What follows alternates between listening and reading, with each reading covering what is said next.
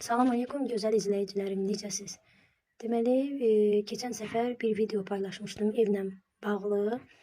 Orada da bir dənə söz vurğulamışdım ki, yəni biz haramla ev tikmirik, kreditlə ev tikmirik. Yəni bu iki cümlə bir-birinin ardıca gəlib.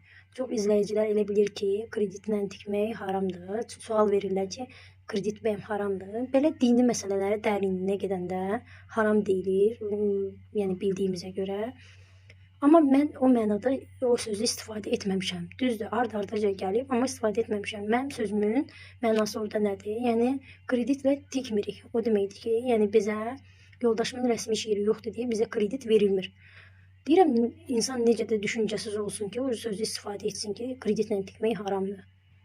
Hal-hazırda ki, əlimdəki telefondan tutmuş, evimdə işlətdiyim paltaryandır, soyuducudur, nə bilim, elektrik əşyalarının çoxusu kreditlə əldə etmişik.